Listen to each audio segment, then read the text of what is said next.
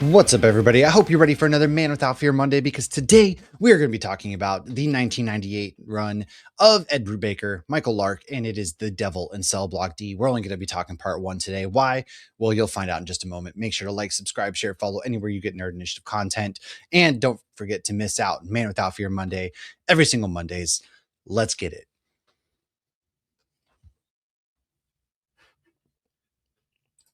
Like I said, we are talking today, The Man Without Fear. Of course, we are talking the big issue, if you will. Like I said, we are talking The Man Without Fear today. Of course, it is The Man Without Fear by Ed Brubaker, Michael Lark, Frank Darmada. This is where we see Matt Murdock. He is in jail. We open this up with him in jail. We're not really sure what's going on, or he's not, I should say. Like I said, we are kicking things off with The Man Without Fear from Ed Brubaker, Michael Lark, and Frank Darmada. It is issue number 82 from the 1998 run following up Bendis. And this shows us with Matt Murdock as being framed, and of course being framed as Daredevil. He's in jail. He's sitting in there. Everybody wants a piece of him at this point. His worst enemies are in there. We've got Hammerhead. We've got a slew of others. Everybody else wants a piece of Matt Murdock, and he is kind of helpless. We open this up with him sitting here. The cops are kind of showing him, hey, guess what, buddy? You are in here with us. We don't care about you. You think they're going to take a lot of time? No, they don't care. They're kind of throwing at him. He's, of course, adamant that he is blind. Well, nobody's really buying that. And somebody is on the streets pretending to be Daredevil. Just so happens they got caught in the camera. Foggy meets up with, our old pal Ben over at the Bugle. And Ben's basically like, pretty interesting that you would think that, this so happens to be Daredevil. Where are you going to cross the line? What's going on here? And I found that to be pretty interesting. Now, we are kind of covering this run this week because there's a lot happening in Daredevil Born Again Season 2. If you have not been following along, we are kind of theorizing that, of course. We think that Matt's going to end up in jail. Kingpin might end up in jail. We're kind of going along those lines. I personally think that's kind of my theory, is they're going to end up in jail with the end of this season.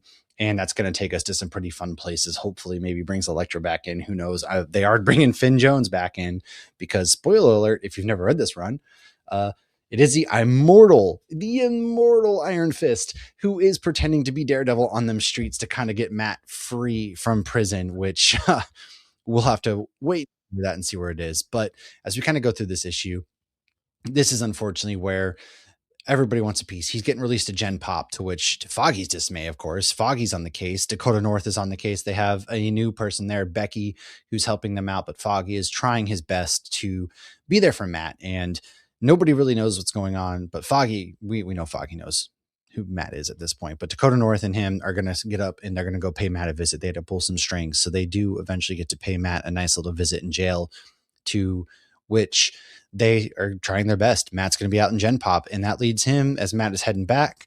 Before that, hey, he gets caught up by the Tombstone, who pretty much is like, you're not blind, dude. Let's put this to the test. How far are you willing to go for survival? And at this point, Matt kind of has to choose. Am I going to let myself get stabbed, or am I going to have to fight these guys off? Now, Matt chooses survival, leads to some really great moments where he is kind of just beating down Tombstone's guys in front of everybody. And then the cops eventually do show back up. Matt gets taken to secondary confinement. And then Foggy, of course, shows up to the jail and is like, dude, what's going on? You're kind of not really helping our case here. If you're out there beating guys down, what's going on out here. And it's unfortunate. It really is truly unfortunate. But as this does begin to wrap up in this first issue, our man Foggy and Dakota North get led down by a cop, and they get led into a trap. And this is where Foggy's kind of getting himself beaten down. He ends up getting stabbed. Matt hears everything going on. He's trying to get the guards to listen to him. The guards don't want to listen to him, of course, right? And so Foggy ends up dying. He's stabbed. He's dying. We don't really know he's dead yet. And at the end of this issue, you kind of hear his heartbeat still going. Matt still hears his heartbeat going. We don't know his fate. And that's kind of where this issue does leave off. Now, like I said, we've theorized, right? We've been covering things that we think are very pertinent to what is going on in Daredevil Born Again Season 2. Right now, we don't know how it's going to go. We haven't seen it. but I'm thinking they are going to lead to Fisk, and they are going to be leading to Matt being in jail, because if you know this storyline at all, then you know that Matt and Kingpin end up having to be on the same team in jail in order to survive, because they all get put in Gen Pop together. Punisher ends up even coming to jail and kind of gets thrown into the mix at a certain point as well. This is a fantastic run. I highly recommend it. Brubaker issues 82 to 87. This run kind of covers the Devil and Cell Block D, and it leads to some fantastic moments. I've already talked about how the immortal Iron Fist, if you will, is the man running around the mask. Foggy's dead. But there's some interesting things that happen. Vanessa comes into the fold. She kind of has gone away. She doesn't want to be a part of this life, but she also orchestrated all of the stuff with Foggy. This is why we think, maybe people think that Foggy isn't actually dead, because Vanessa orchestrated the hit on Foggy in the show, but did he really die? And that's really what we're kind of talking about. So that's a very big oversimplification of where these issues kind of go and where things go and take and lead us. But if you want more, make sure to like, subscribe, follow Nerd Initiative every single Monday, the Man Without Fear Mondays. I was, holding down the fort today. Normally I have my cohort Megan with me, who unfortunately cannot be here today.